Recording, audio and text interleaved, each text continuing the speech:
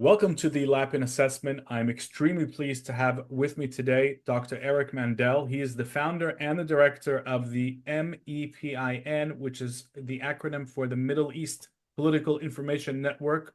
We're going to discuss with Eric exactly what that is very shortly. But just as a brief introduction, this is a Middle East research analysis website and service that provides critical information to members of Congress, to their foreign policy advisors, journalists, think tanks, foreign officials, and organizational leaders. Eric regularly briefs members of Congress and their staff about current geopolitical situations and developments in the Middle East and how it affects American national security interests. And he's also the senior security editor of the Jerusalem Report / Jerusalem Post. I'm writing about this entire region. I often have the pleasure of sharing a screen with Eric on I-24, where we are providing our analysis on a regular basis, and he's an invaluable voice on that channel. Eric, great to have you on the podcast. How are you today? I'm great, and thank you so much for having me. And I am a big fan of yours for a long time, so I really appreciate being here. Thank you so much. When it comes from somebody like you, I'm very, very flattered by that. Tell me a little bit about the network and the information service and the briefings that you do. How did it get started? How did you get into this? What does your day-to-day look like? Let's get the viewers to get to know your working routine a little bit. I think it's very interesting. So I guess the best way to know how long I've been doing all of this.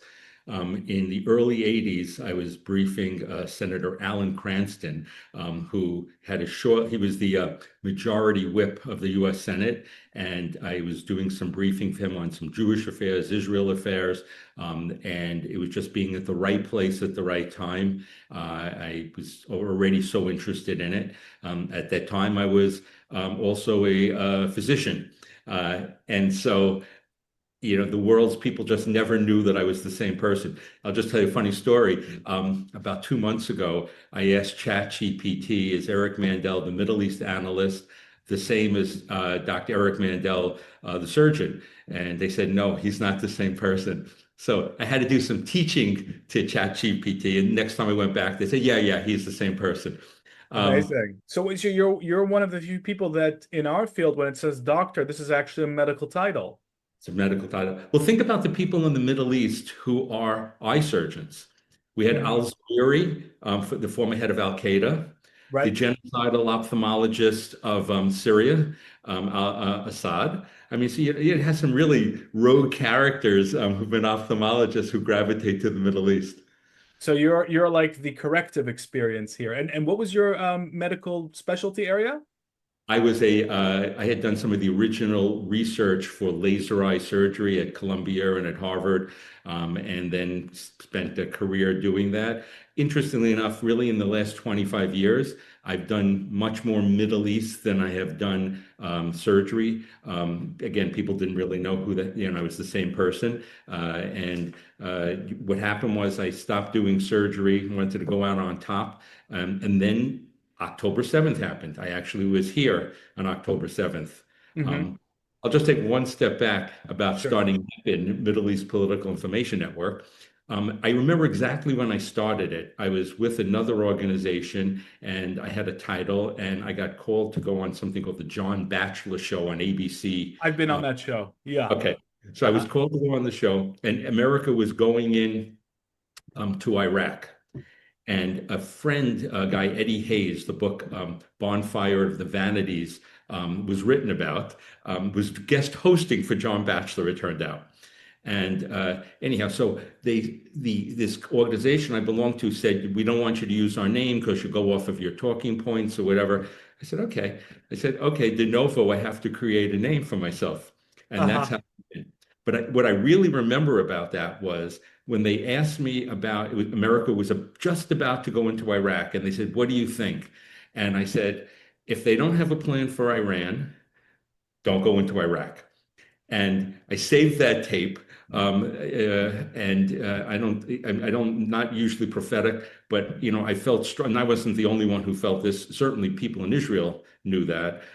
So that's really exactly when, I guess it's like 2003 when MEPIN actually began, and now we've grown into a nice 501c3, and we have good social media presence, and it's a vehicle to speak to people beyond the people in Congress, beyond the universities I go to. Right. Well, first of all, congratulations on that foresight, because at the time, not a lot of people did have that.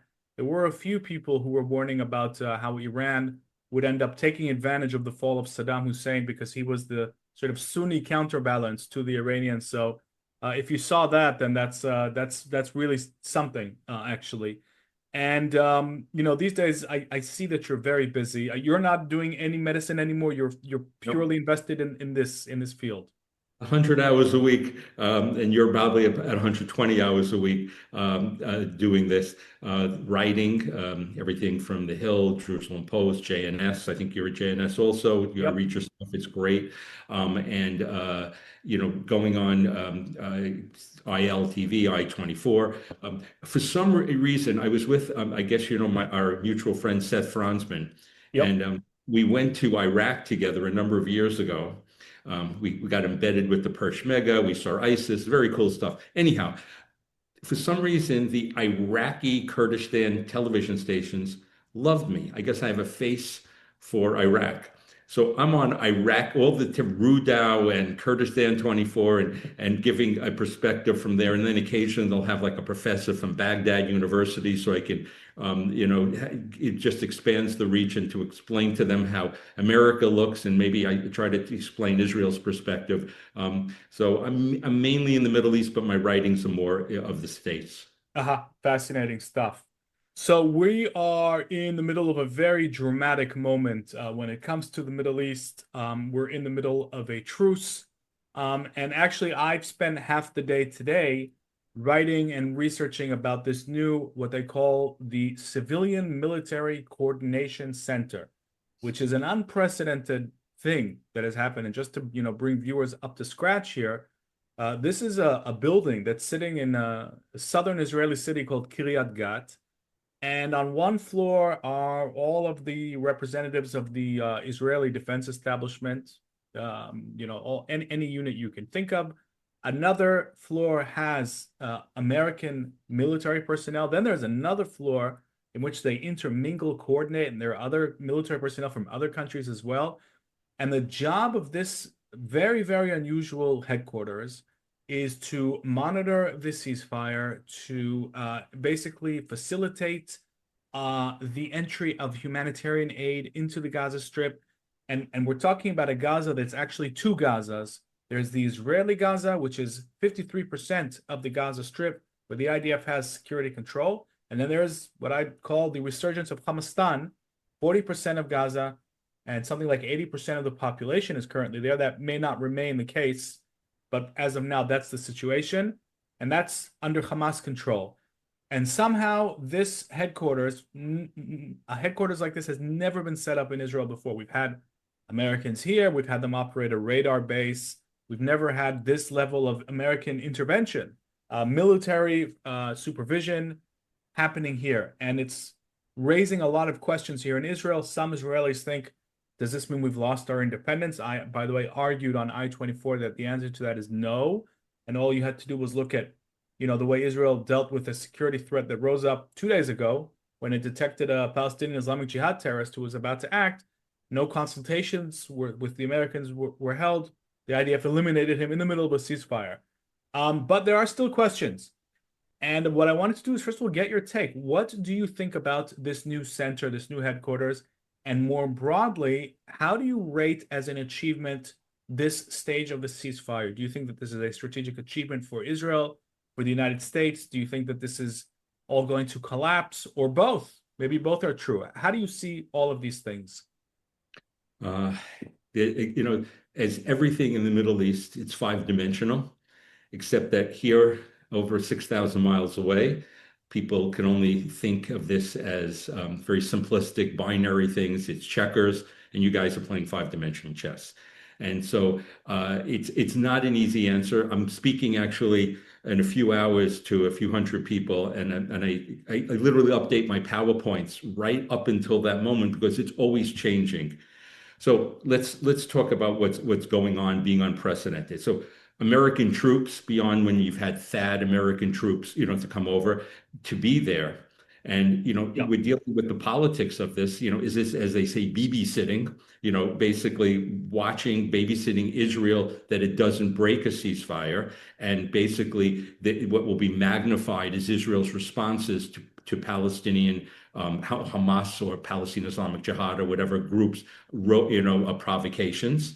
And that's why, and in the worldwide press, that's going to be there. And in Al Jazeera, and I just saw a report from Al Jazeera, a headline, I think it was yesterday, basically Hamas looking for hostage bodies while Israel attacks, Hamas. And that goes to, 400 million, Arabs, Muslims in the Yeah. Middle East.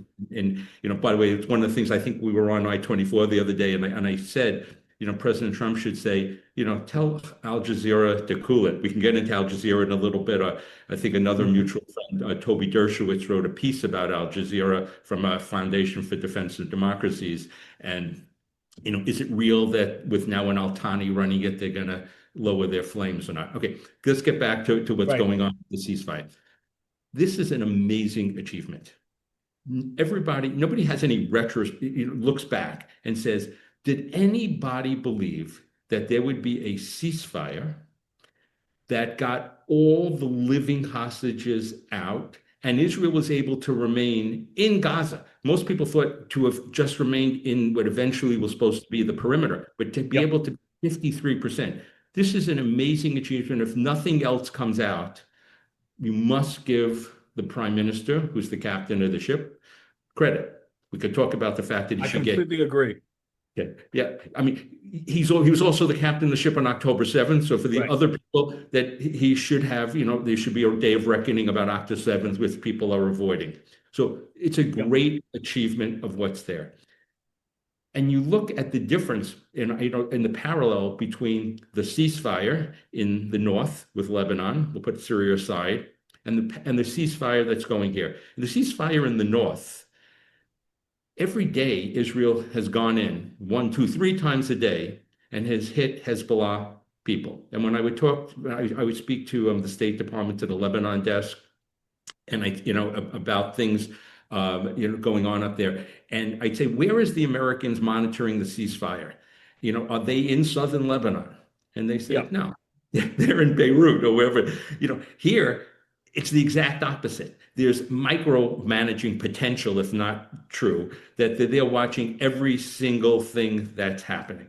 Mm-hmm. And so there's a tale of two worlds here of what's happening. Having said that, the Lebanese ceasefire may be getting under more pressure. You just saw Morgan Ortagus, I think, went today or yesterday to basically remind the Lebanese that it's not just Israel responding, and that's okay so far. But Hezbollah has to disarm, and it has to disarm not just according to 1701, but according to UN Security Council Resolution 1559 everywhere in the country, which they're incapable of doing. But we'll put that aside. That's an important distinction, by the way, because 1701 talks about southern Lebanon, south of what they call the Litani River, and 1559 basically outlaws all non-state militias. So that's an important thing, because a lot of people forget about that other resolution. And it's definitely a good. I'm always comparing Lebanon and Gaza. So I think that it makes a lot of sense. And I agree with what you're saying, Eric. I think I'm going to let you continue your point. I'm just thinking that basically we already have a precedent in which there is a demand for a terrorist army to disband, basically a defeated terrorist army. And when it refuses to do so, Israel ends up being the enforcer because there simply isn't anybody else to do. So I guess, my assumption is that this is going to end up happening in Gaza in one way or the other. But there are other people who are worried that that's not the case. And that's, where I wanted to get your take. Do you think that with all of this presence and all of this so-called supervision, there's going to be some sort of hindrance for applying a version of the Lebanese model in Gaza, or the other way around? No, I think the potential of American interference here, because the president wants to move on, is pretty great. And Israel will make a mistake.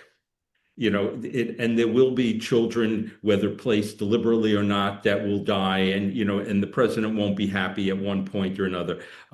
So I think I think the babysitting, I think, is an exaggeration, but I definitely think that America is going to try to manage this. Now, the problem here in the States, you hear President Trump. Now, granted, you can't take every word he says, but you hear people talking about peace.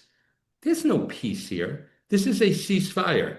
It's a cessation of violence. And when you conflate that with peace, boy, you're going to go down a really bad path. And so, so I think the problem here is that, again, we in the West here, and obviously you have one foot in each world, Yaakov, of what's there. We want nanosecond answers, and we want them, and everything kind of works out, and then we can move to normalization and all these other type of things. This is not about peace. This is still dealing with an American designated terrorist organization with not only Israeli blood on its hands, American blood on its hands. And they have no interest in leaving. They've made it very clear. And even though the president declared a victory, very unconventionally, as everybody has clearly said, they accepted 1 point, but, there's 19 other points. They're not disarming. And it gets to the next step, to phase 2. Is Israel to be forced to go to a phase 2, before phase 1 is finished? And anybody who doesn't see the transparency that Hamas is dragging this out, that they have, and the reports are different, and I don't know that firsthand, but there appears to be that they could really find another 5, 10, maybe 15. I don't know the exact number of what's left, but there's definitely more than half the bodies. They know where they are, but they're basically using the time, manipulating the United States, the West, whoever is in charge here. They're manipulating so they can consolidate power, step on the clans, kill the collaborators, and say, we are still the dominant force here. Yeah. And unfortunately, my president has a blind spot, and we talked about this the other day, that the two groups that he thanks for this, the Turks and the Qataris, want an Islamist presence there. Hamas, or maybe semantically they'll change the name to something else. And when people just say that the Israelis don't want it, they make, well, that's just Netanyahu being difficult. No, you don't want to set the seeds again for an October 7th. And the other part here is America doesn't get that Israel is a different country than it was pre-October 7th. I was on Har Dov up on October 4th, 2020. I was there with our friend Sarit Zahavi and from Alma, a great open source intelligence. Just did a podcast with her a few days ago on this podcast. Yeah. She's absolutely fantastic. Yep. And so we're up there, and it's 3 days before October 7th. We have no idea it's going to happen. And I look down and I see a Hezbollah tent in Sheba Farms, that's in disputed territory, at least, but I think Israeli territory, or certainly not Lebanese territory, would have been Syrian territory. And I said to the lieutenant colonel who was there, well, why haven't you blown that up? Well, it was, basically he was paraphrasing, containing, managing, the world's okay, sure, we'll have a diplomatic kind of thing. That was Israel pre-October 7th. America doesn't get, Israel's not doing this anymore. We cannot underestimate the threats on our borders. Now, Israel was prepared, and I was, as you were, many times up north for the Radwan forces in the north. But Israel wasn't ready for the Nukba forces or what Hamas was capable of, despite all the breadcrumbs being laid down. So America needs to understand Israel is about preemption. And whether it's going to be in Iran, or it's going to be in Gaza, or in Lebanon, or Syria, or Yemen, or whatever it is, that when there's a threat or prevention, and by the distinction is strong, but I'm not going to go through that at this point, but that Israel is a different animal. And I wrote a piece, I think it might have been The Hill, it could have been Jerusalem Post, I can't remember. Basically, it also makes America stronger, because its strongest ally out there will have a heavy hand. We're not going to push things away till they get to critical points of view. So I think that's one Yep. of the biggest things that this place in Kiryat God has. They got to understand is you've got to let Israel enforce this. We cannot, once they break something in the ceasefire, you need a consequence, and better a overwhelming consequence, not a tit for tat. Well, I couldn't agree with you more, Eric. I think that that's absolutely right. I think that, and you know, it's interesting that because of your medical background, I do sometimes compare this to dealing with a tumor. In other words, when we saw before October 7th, the tumor grow on our border, the terror army, the threat, whatever analogy we want to use, and we kept sort of kicking the can down the road with, you know, massive interest rates. It's also a little bit sort of like gambling. You keep making the gamble and upping the stakes and wanting to deal with the consequence later for all of the reasons that you mentioned: containment, deterrence, concepts that have no business taking root in the face of a jihadist army. And I completely agree with you. When I speak to defense establishment sources on a regular basis, the one thing that stands out to me is how different they sound today compared to October 7th. And they say the same thing every time. When we see a threat, we take it out. And they're specifically talking about other arenas in this context. They were talking about Lebanon. They were talking about Syria in the past. And that is the doctrine. Now, in Gaza, it's still happening. We saw it happen 2 days ago, but because of all of the diplomatic, intervention, for lack of a better word, obviously this doctrine is on hold when it comes to the 47% of Gaza that Hamas is now re-entrenching itself in. This is a threat. This is the beginning of a military threat, and it's not being acted on. And I think that it's only a matter of time until Israel will begin enforcing the Trump plan, the call for the disarmament and the demilitarization for exactly the reasons that you've said. The trauma of October 7th makes it clear to the decision makers here that there is no choice. We can't go back in time. We can't allow these threats to develop and hope for the best. And it really is, as it really reminds me of dealing with a kind of cancer where you see the warning signs, you say, I'll leave it for another year. No, that's a disaster. And just like in the medical world, correct me if I'm wrong, but in the military world, you cannot ignore threats that cannot be reasoned with, cannot be deterred, and certainly cannot be contained. So I agree with you. And the question is, does that lead to a diplomatic clash with Trump? If we simulate a future Israeli enforcement, how do you think the Trump administration is going to respond to that, based on everything you've said about its desire to want to wave this achievement around, this use of the word peace, and again, without taking away from the fact that this is a huge achievement for all the reasons that you mentioned. I really, really agree with your analysis. But once, it's tested, really tested, and Israel does take action, assuming that it does, and I think it will, how do you think the Trump administration will react? I think part of it is going to be if that international stabilization force is already in Gaza. So, and I'm curious of your opinion about this. So imagine they push in Egyptians. They're definitely not going to be Jordanians. Maybe the Turks, probably not. Indonesians or whatever. Are these people who go in there who are going to fail? Let's be clear. They'll be like UNIFIL in the 100%. north, right? And now, but they're embedded, and they're now basically they're human shields, and Israel has to go in.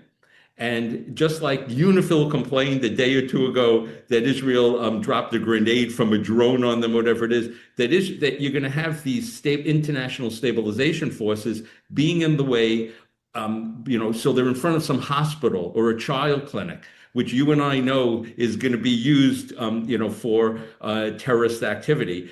I think that's going to blow things up even worse, which brings you to the question, and I think people need to look 3 steps ahead. Wouldn't it be better that Israel doesn't allow the international stabilization force to go in and maybe act? Now, I remember having these conversations before this whole 20-point plan went in. And I was in Gaza last month, and basically we were thinking if Israel did go into Gaza City and in the central refugee camps, it was going to take weeks and months and a military occupation. So is that where Israel's going to be headed back to down the road? That is not going to sit well with my administration here. It is not, certainly not with the Democratic Party, the Yep. genocide trials who come out, and with a growing group in the right-wing part, of the Right. MAC world, is not going to be good. And we're coming up, we're going to be going to the 2026 midterm elections. That's out there. And then just going to throw in one extra thing because I'm curious about your opinion about the stabilization force. And then what's coming up in another 2, 3 months, we're going to start talking about the memorandum of understanding about monies and the contention. Israel has now gone back into Gaza. How can we give them money? The Democrats want to embargo things. By the way, and we'll get back to that after. With the MOU, I think this should be the last one Israel takes for, and I wrote this a long time ago, and people really just trashed me over that. And I totally agree with you. I agree with you. It should be the last one. And you're already starting to see, just to break this down for the viewers, we're talking about the every decade, once every 10 years, the US and Israel get together and basically create an annual defense assistance package in which the US commits itself to giving so and so. Usually it's 2.8, $2.9 billion a year. I think up to 3, 4, and that didn't count the supplemental monies that occurred post October 7th. Exactly, for air defense, interceptors, et cetera, et cetera. I think that has to end because one of the worst things that happened on October 7th, and the thing that really shocked me to my core, was how small our weapons stockpile was on the eve of that war. The defense establishment was so asleep that it had a defense stockpile. I don't want to go into the exact numbers, but it was not designed for even a short war. It was really one of the biggest mistakes, and that created absolute independence on the Biden administration. Today, thank God, that's not the situation. There is mass production of local arms, and there are also attempts to diversify. Because at the end of the day, what matters is the size of the stockpile on the eve of the war. So I agree with you. We can't have all of our eggs in one basket. It's just simply strategically not smart. On the other hand, there's certain things that we always want to procure from the United States. There's nobody that makes F-35s, Right. for example, and it's a two-way street. By the way, I published a whole paper a couple of years back about the defense technologies that the United States has procured from Israel. It's absolutely incredible, including the world's first active protection system for tanks that they installed on Abrams tanks and sent them to Eastern Europe to the NATO border there. So Israel will come out ahead. If Israel bought with its own money what it needs from America and charged for the R&D upgrades and things like that in the other direction, first of all, it's not only a healthier relationship, but Israel may end up in the black because of what it can do. So it's an interesting type of thing for a healthy relationship because let's assume Donald Trump is as strong on Israel, and we could have a whole other discussion because there are people here in the States who don't think he's good on Israel or Jews or whatever it is. But let's assume from my perspective, he's been an amazing president on purely Jewish and Israel issues. Who will follow him? Democrat, I think we feel confident knowing that's going to be a tremendous challenge, but Republican also, exactly. where things are going. So that MOU, I think it should be Israel taking the initiative because your country is going to be told enough's enough. You need to stand on your own 2 feet anyhow. I agree. I agree. By the way, if I'm not mistaken, the MOU, as valuable as it is, it's still not 1% of Israel's GDP. So I think it used to be a very big, we just used to get foreign aid in the 90s, and then it went all to military aid and things like it. It is doable. It's absolutely doable. It was mostly, by the way, used to buy things that Israel would have bought anyway. And the thing you said about Israel possibly becoming more profitable because of this, because of the things it could sell, that could be one of the reasons why the United States kept the MOU going for as long as it did. because there are certain things I think that Israel doesn't want the U.S. doesn't want Israel developing. We have had examples of this, like the jet that Israel was developing back in the 80s, the V, yeah, and that was shut down. So this is definitely a win-win.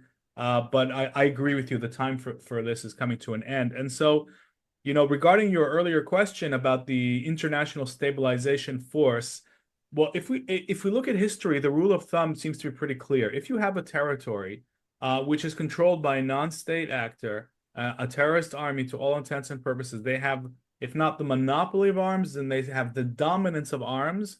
They call the shots in that territory, no matter who is there nominally, cosmetically.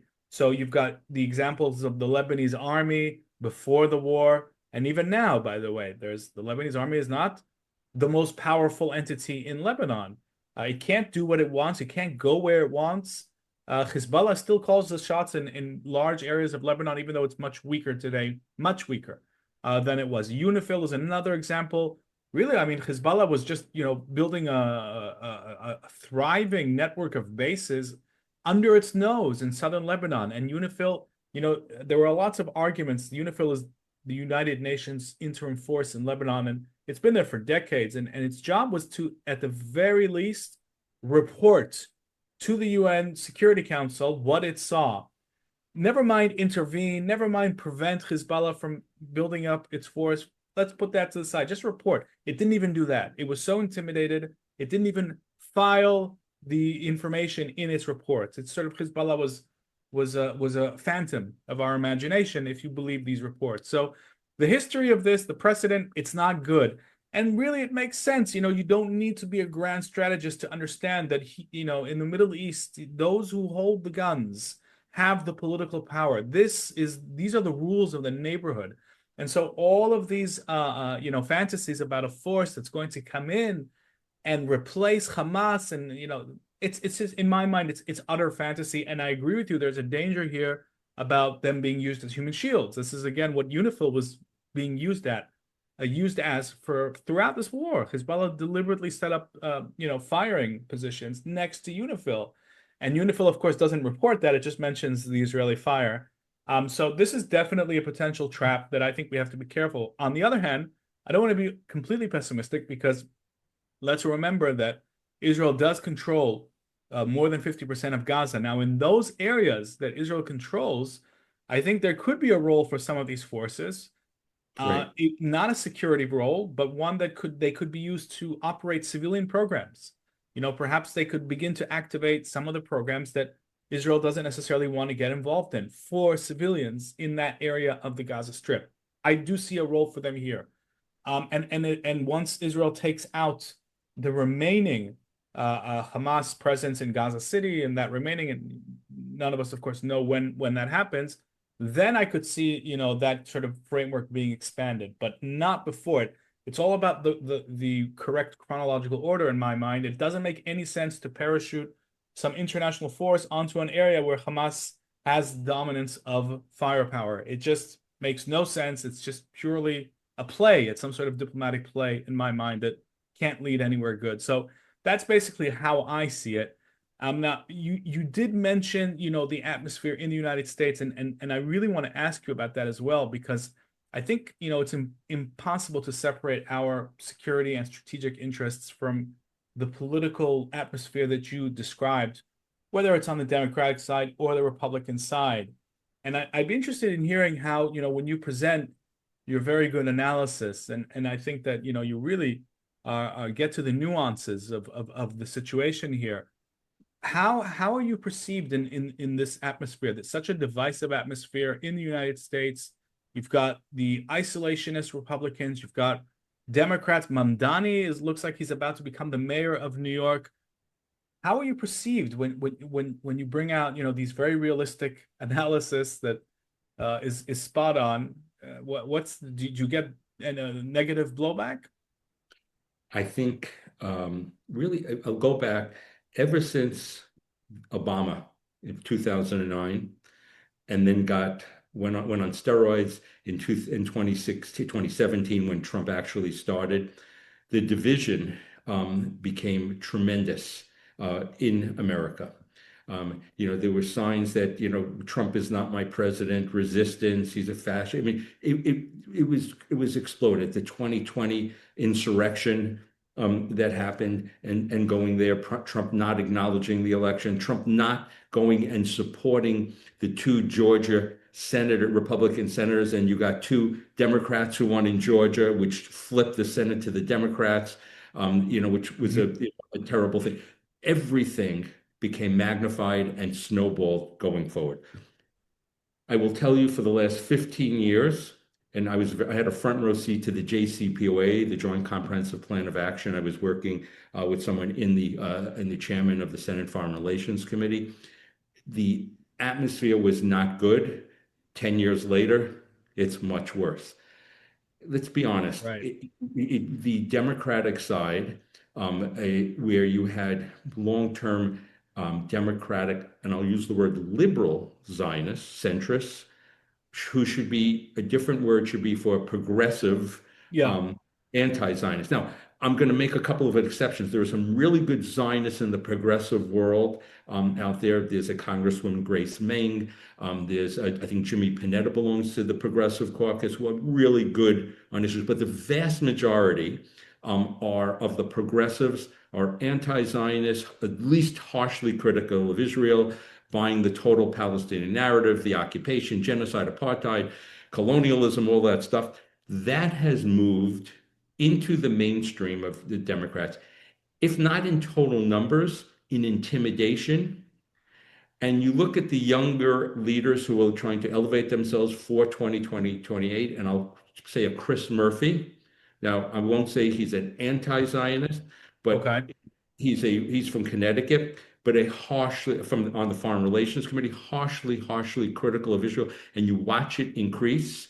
And I think it's a political decision of where he's gone in that. And that has become so much of the Democratic Party. It's not the Chris Van Hollens. It's not just the Senator Kaine, who was Hillary's running mate, I believe, for vice president. There was in the Senate, which is mainly where I spend my time, overwhelmingly a profound anti-Israel kind of world that has developed, and beyond legitimate criticism. And they always throw back kind of at you, well, if you support Israel, it's Israel no matter what they do, and you're just a Netanyahu fan. I said, listen, I'm not a Netanyahu fan. I'm not either way. I think he's done good things and bad and whatever it is. But I said, look at the Israelis. They criticize their government more than any other probably government in the world. It's too much of a democracy, whatever it is. It's not simplistic when you're defending Israel. I defend it as an American for American national security interests, that we need an Israel there. And if we didn't have one, we have no good replacements. Turkey, Egypt, Jordan. I mean, let's be realistic. We don't have 100%. That's a vital point, by the way, that this is an outpost on the front line against jihadism, which has global ambitions, and it's part of a global bloc. Russia, China is part of this bloc, unfortunately, even though I wish it wasn't. But yeah. Listen, they sit on their Uyghurs, they have 1 million in concentration camps, but it's to put a thumb in America's eye, because they would like to be the unipolar superpower in the world. But I think you got to a really important point, and I think we should just stay with her for a second. Yep. Americans don't get jihadism. They don't get radical Islamism. They don't get the Muslim Brotherhood.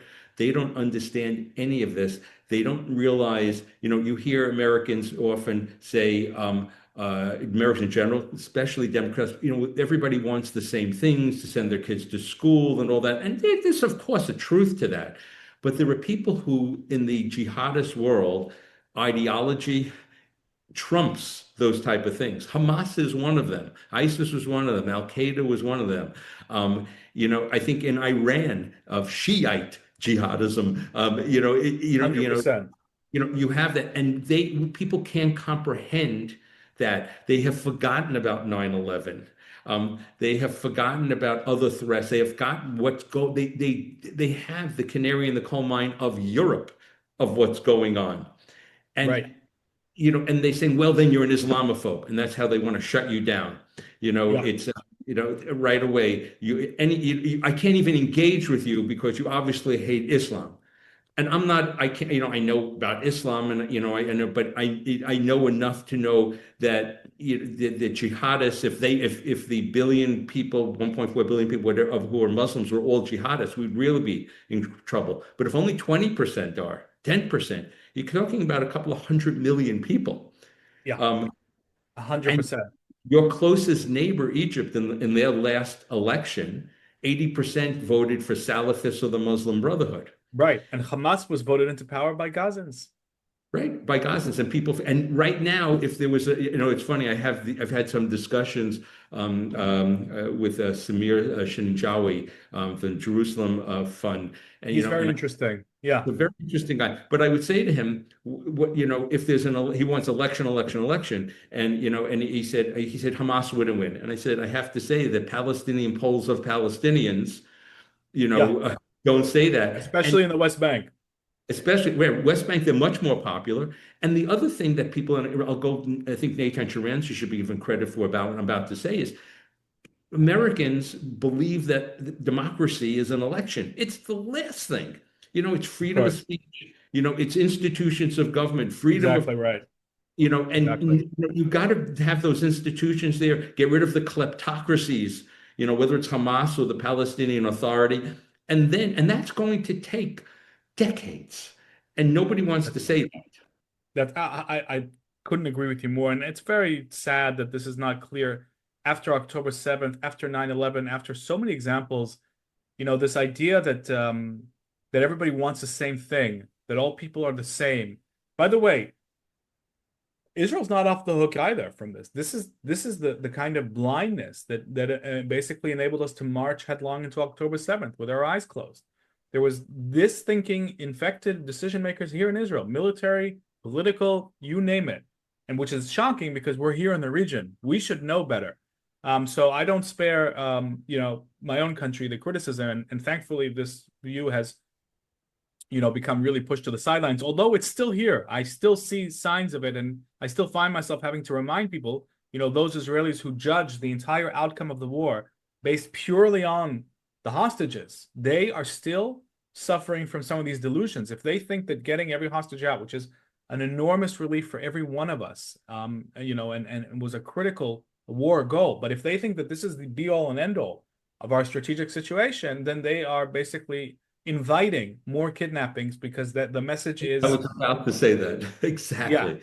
Yeah, that we are open for extortion. Come and do this again, and you'll get whatever you want. And really, we are here in the Middle East. We cannot afford to be subject to that level of blindness. So Israel is also divided. Israel is also polarized. In addition to being a political football in the United States and other places, we are also suffering from our own polarization and divisions as well, which is an extra complication, an extra layer of complication here. But the question of the atmosphere in the United States, it's disturbing what you're describing, that things were bad and now they've gotten worse. What do you think can be done about that as somebody who's over there? Do you think that it doesn't matter what Israel does, this is a Western issue, an American issue, or do you think that we can do something about this? I'm not one of these people who says nothing can be, especially in a democracy, nothing can be done. And I have to give President Trump credit. This is not a political statement, that he actually is making an attempt to get to some of the root causes of what is going on. And I've seen on universities for such a long time that our young people who are now multi-generations are journalists and young members of Congress and in corporations have been brainwashed to the point where a Mandami, who's going to likely be the next mayor of New York, is a Marxist. It doesn't bother them, and they could still be working for Goldman Sachs. And he's a blatant anti-Semite, and he's seemingly a supporter of or a defender of jihadists. Doesn't get people upset, and they're saying, well, I only care about pocketbook issues. Well, great, that's an important thing, but you don't have to vote an anti-Semitic Marxist in to do that. And sometimes you vote for the lesser of the evils. And Andrew Cuomo, who was allegedly had, he didn't rape anybody, but he, had some, he was caught up in the Me Too world. Somehow that is worse than being a Marxist and an anti-Semite and a person who has zero experience to run the most important city in the world and much more important than countries as far as the magnitude of what it Right. is. Right. And these are young, intelligent people. So what has gone on with President Trump is he's basically said, this is crazy. Kids getting majors in gender studies, and I'm not trying to minimize this. I'm not a misogynist or identity politics. And it's all about, colonialism and indigenous people and this skewed critical race theory view of what the world is. And America, they don't like their own country. Right. They look at America as done so much more bad in the world than good. And I would point out to them that you would see rallies and you would see Democratic and Republican rallies here. And at the Republican rallies, you see American flags flying. And you don't see that much in a Democratic rally other than some stage stuff to the start. In Israel, I remember during the judicial reform, and I'm not trying to romanticize this, but yeah, the flags of both for and against judicial reform, which is a whole other thing, which the politics of Israel is going on and will come back again. They were waving their flags because they are proudly Zionists, proudly Israeli citizens who take their democracy seriously and are the most harshly critical of their government, either side of whatever it is. And because you guys live lives of meaning over there. It's how you end up high in the happiness index. Here in America, it's about materialism, things, what I don't have, the billionaires stole from me. It's much more superficial. And I think that's a problem of America. And I think Israel is a reflection of that. It's the easy one to scapegoat. So what could be done? Going after universities as the president has. I think they're fighting back, but hopefully he'll be successful. Hopefully getting rid of DEI, which was always about redistribution and basically, it had so much anti-Zionism and anti-Semitism as part of it. And the women's movement with Linda Sarsour and all that kind of stuff. And there was a reaction. The pendulum swung, and that's how Trump won. But Trump won in 2024, that pendulum can swing back. And when that swings back, that is going to reverberate strongly in Israel, which is why you have to get your act together. It's, not just of supply lines, but of spreading, not just counting on the United States to diplomatically protect you. So there are things that could be done, but I don't think the full assessment of what's gone wrong with our young people is out there. And the messenger is so disparaged by half the population, which is Trump, who says some very true things there, not very articulate in the way he says them, and and uses ad hominem attacks, which is not helpful to advance these things. But his analysis on that is good. But your political season will be a lot more fun to watch, actually. It's underway. If we listen to the political analysis, the analysts say that the elections are probably going to be, this by this summer, it's probably going to happen. But the things that you're describing are quite disturbing, and even more so from an American Jewish perspective. I know that a lot of the viewers of this podcast are American Jews living in the United States. And do you think that, I know it's a tough question, but if it's coming from the progressives, and then you've got the Tucker Carlson, Candace Owens. Candace Owens trying to encroach from the right. And okay, so the mainstream conservatives are holding them off for now, but who knows what's going to happen?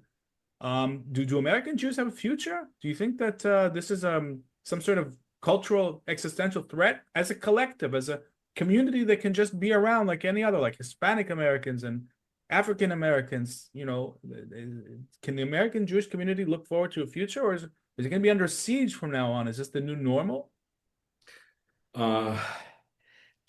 I think European Jewry is over, and there'll be pockets of it. I think the French and the Brits, Jews, should, unless you want to hide your identity, and assimilate, intermarry, and disappear. Now, granted, I'm putting aside the Orthodox who will stay Yep. there, and the Orthodox groups that the Satmars who don't want to come to Israel because they shouldn't be in Israel in the first place because the Messiah hasn't come. Yeah. We've got them here too, by the way. What was that? We've got them here too, the Satmars. Yeah, yeah, yeah. It's funny. I hate to jump. I was just in the Jordan River Valley with a Haredi unit, which even had somebody from Panovich. Granted, there weren't any Satmars there. They were mainly Chabadniks. But there are Haredis who do want to fight for Israel as combat soldiers, For sure. which is a whole other. There's a new brigade that's up and running, the Hasmonean Brigade. That's where I was. Yeah. Yeah. Very, very, very promising start. This is probably the most divisive issue, by the way, in Israeli society right now. It's this. But please continue. I'm going to go. I want to just finish there. I think Bibi, again, and granted, I'm an American. I'm not an Israeli, but I think Bibi, he can say he won in Gaza. He won in Iran. I think he could say he was winning or won in Lebanon. He could say he's winning in Syria. Yep. I think he's not sure he's going to get enough with Likud. I think if he collapses the government now and maybe, and make the Haredi issue, because the reservists who paid the horrific price to say, I'm going to say that's one of my campaign issues. And Likudniks, regular Likudniks are totally on there. And national religious people, not the party, but national religious people are on there. I think he could bring in some of the swing people in the center. So I think he should collapse. So if I'm the American advising Bibi, I collapse the government and go there and take the Haredi issue, say, it's mine. We really have to get them joining. Anyhow, going back to America. That could be his substitute to, if he doesn't get normalization with the Saudis, that could be his plan B. It could be normalization with this. We should talk about normalization of what is and normalization minuses and what will happen. American anti-Semitism. I worry about my country. So I have a son who's 33 years old, lives in Denver, a good Zionist. And he said to me, Abba, this was, like after October 7th, where he lost half his friends. He's not a political kind of guy. He left half his friends on Facebook or whatever social media he was on right away. He said, is there a future for Jews in the United States? That's the question I posed, yeah. So, I've been thinking about it, and my answer to him, I pause. You have to realize, I'm going to pause for a second and say, I am an American exceptionalist. I believe America has an amazing purpose in this world, being a unilateral superpower. That unlike the current administration, I believe also in a value-based foreign policy, although obviously you have to be realpolitik and pragmatic. So I really love it. That's how my father was in the U.S. Army, felt about it. And I was so proudly American. And I didn't see that as a problem because our interests with Israel were coincident, to my mind, 95+% of the time. And I saw it as a two-way relationship. So I paused with my son and I said, I'm not sure. I am really not sure. It's difficult to say those words, but you look, the hate crimes against Jews since, and I know the statistics back to 2014, the vast majority of all religious-based hate crimes added all together didn't add up against Jews. It's not about Israel, about Jews. Obviously, post October 7th, that went crazy. I was the intro speaker for the movie October 8th. And, I said to them, I want to be respectful there. I said, but hate, you guys were blind. This anti-Semitism didn't start on October 8th.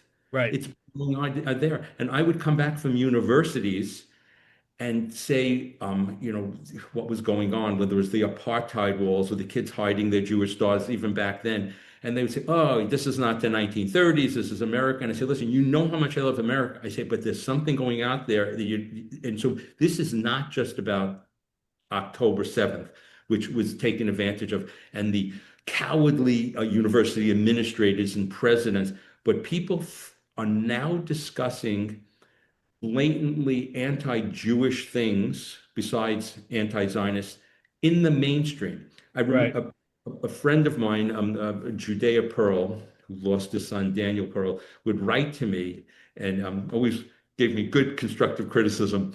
and for my stuff. And he said, it's not anti-Semitism America using. This is Jew hatred that's Right. out.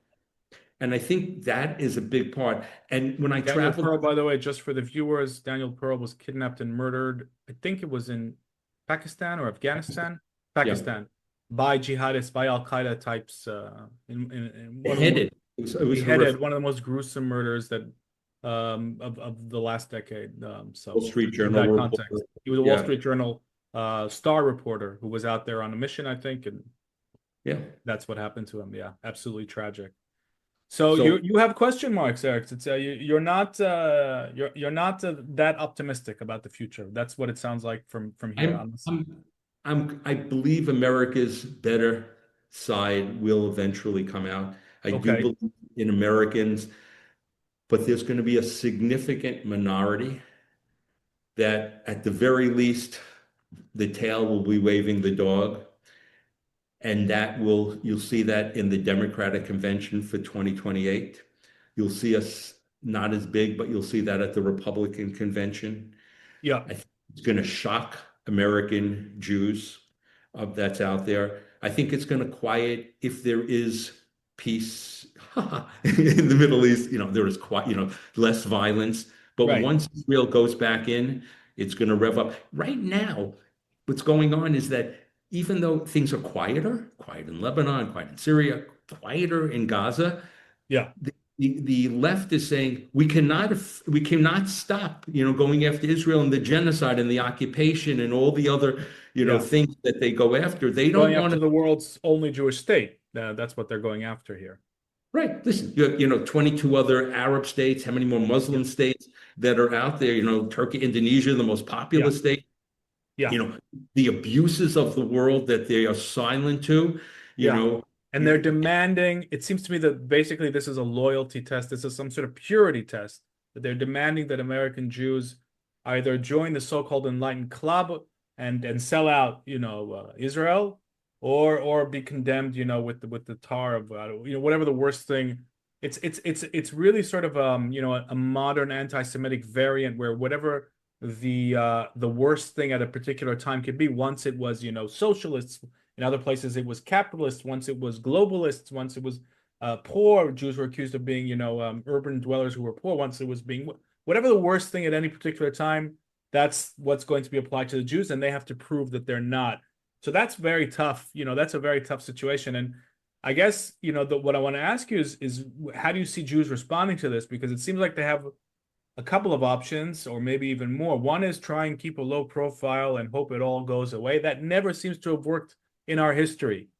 And the other one is maybe start rallying, become a little more militant instead of relying on, and this is something I said in a previous podcast, instead of relying on the old sort of we'll whisper to the powers that be and gain protection. Maybe that doesn't work anymore. And in a city like New York, I would have expected some sort of street presence of Jews. There are so many Jews in New York, but it doesn't seem to be happening.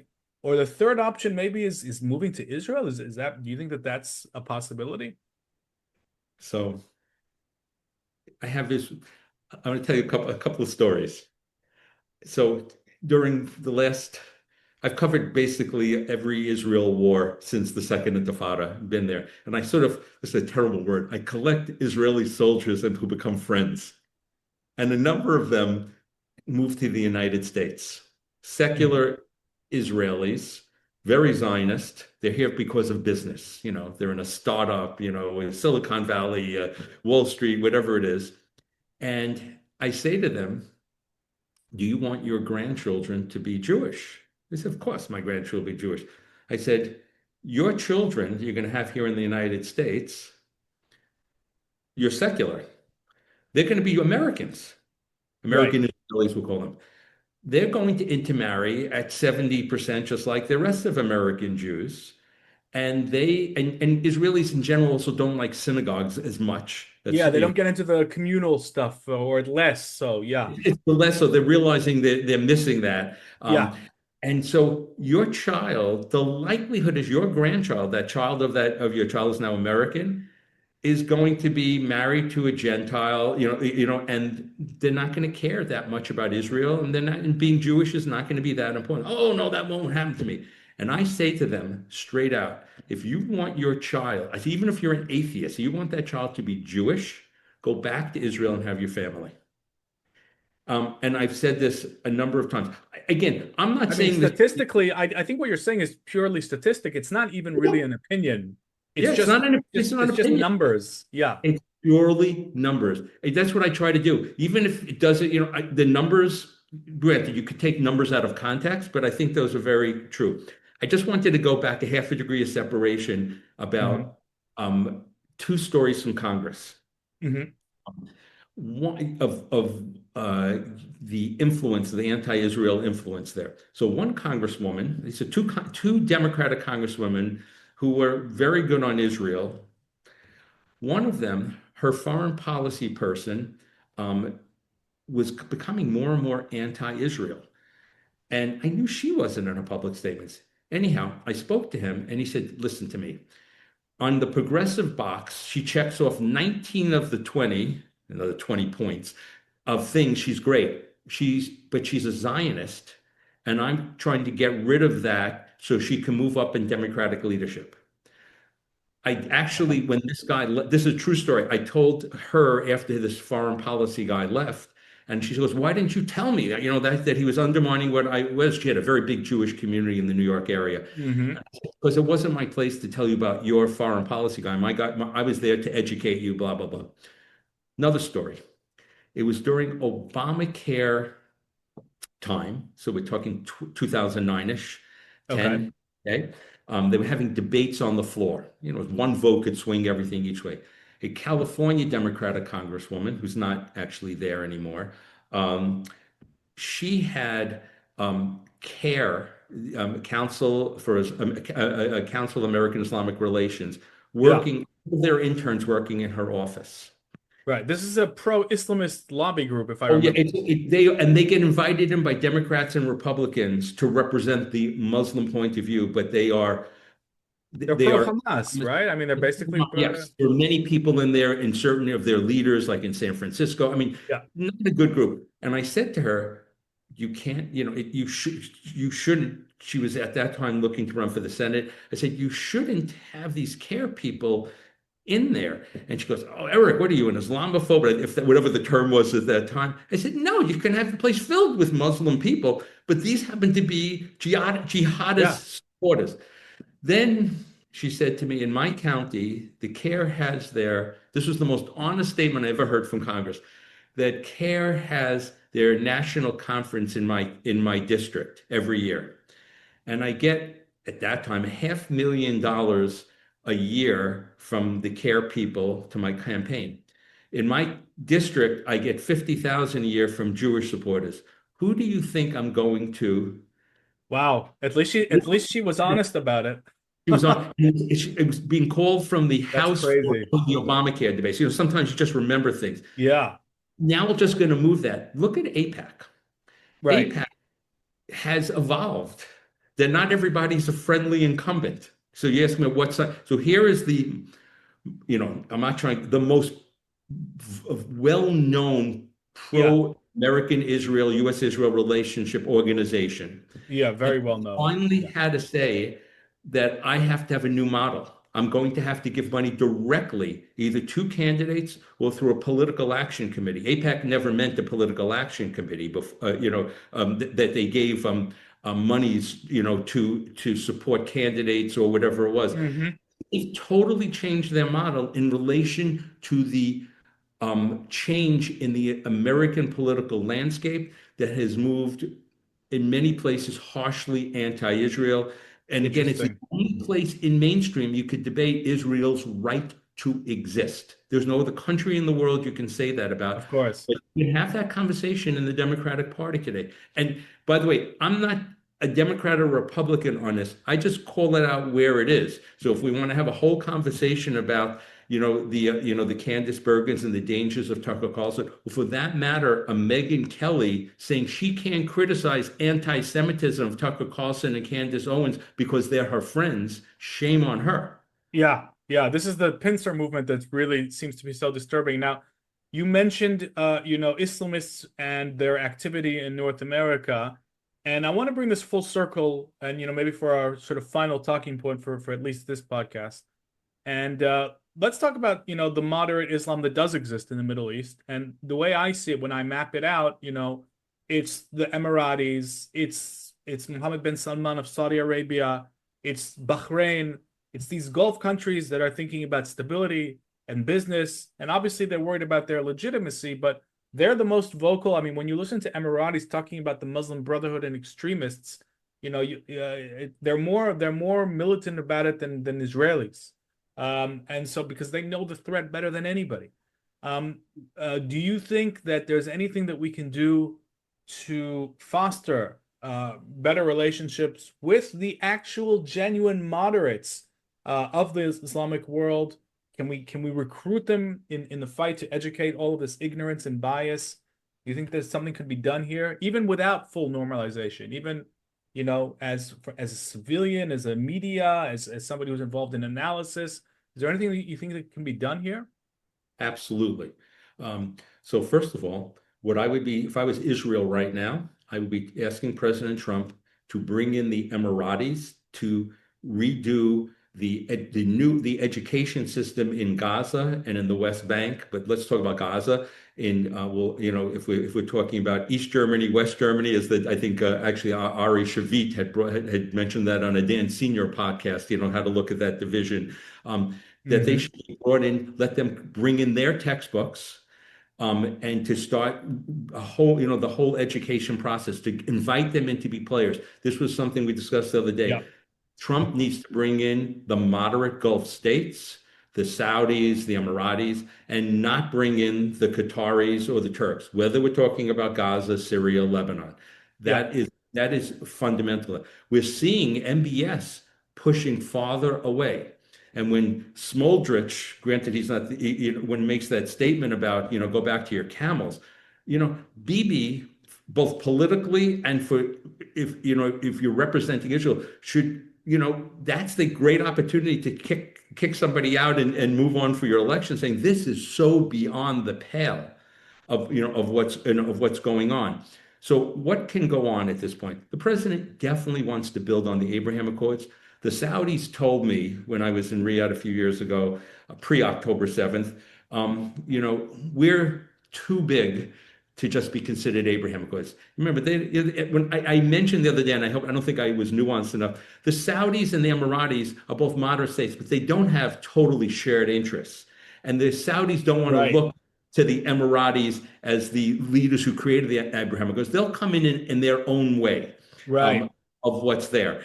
But so the Saudis are not quite ready. They didn't give a crap about the Palestinians, but I can tell you off the record, but your viewers could hear it, that talking to a Saudi official told me they were shocked to learn how anti-Israel their populace was after October 7th, and that they couldn't move ahead with normalization. And what I wanted to say, and I tried to say, was, you still have a lot of incitement going on there. Sure.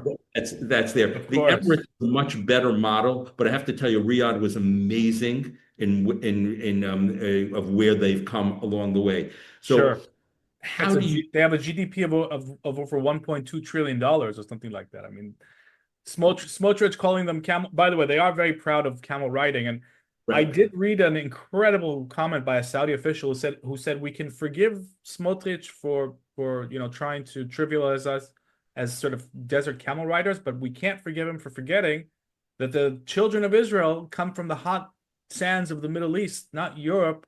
We shouldn't be viewing camels as some sort of just some sort of primitive alien thing. We're also from the Middle East, so what's that about? Which was a fascinating comment, by the way. I mean, that's something that I was actually thinking about. Yeah. They also like falcons, also, which is a whole other thing. Right. But what I would do if I was the president and wanted to advance normalization, which is an American interest besides obviously Israeli interest, is say, okay, let's get back to where we were in here. We're going to use a pre-October 7th thing. I have to give you the Saudis a security agreement as good as I just gave the Qataris, which was ridiculous. But I need to give that to you also. And we can get back here. I know you want a civilian nuclear program. You're not going to be able to enrich on your soil because we're not going to let the Iranians do that. And you, in exchange, are going to have to normalize with Israel. And we will figure out the language of a pathway to autonomy and independence without using the word state for the Palestinians so they can check that box. And I think once the Saudis get in, and or the Indonesians, because of the size of the Muslim population, I think it will open up some more possibilities. For example, Azerbaijan, which has relations with Israel, but is not part of the Abraham Accords, create a way that they actually become a member of the Abraham Accords. Yeah, one of the main oil suppliers, by the way, for Israel.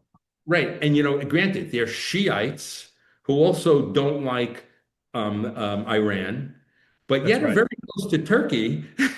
Yeah, it's one of those geopolitical things that takes a long time. It's the only country that's armed simultaneously by Israel and Turkey. The only time that we find ourselves on the same side of the fence as modern Turkey, which is really, that's its own podcast. But I completely agree with you. I think what you're outlining is realistic. And I think that, if this ever happens, just the idea of Saudi investment in Israeli high tech, just that marriage on its own, I think would create some kind of, regional superpower in terms of just economic and technological development. I mean, think about what the R&D centers here, which are already world leading, what they would look like with Saudi investment.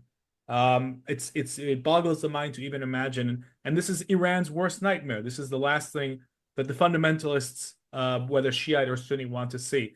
Eric, I could go on with you for another 2 hours, but we're going to cap it here. And I very much hope that you're able to join the podcast again in the near future. This has been an absolute pleasure for me. I hope also for you. And I know that the viewers enjoyed this as well. So thank you so much. Please keep up your excellent analysis. I'm going to be posting a link on the Patreon to your website. And I'm sure that we will be meeting at I-24 through the screens probably sometime soon. So thank you so much, Eric, for all of this. Appreciate it very much. Keep up your good work. Thank you. Thank you.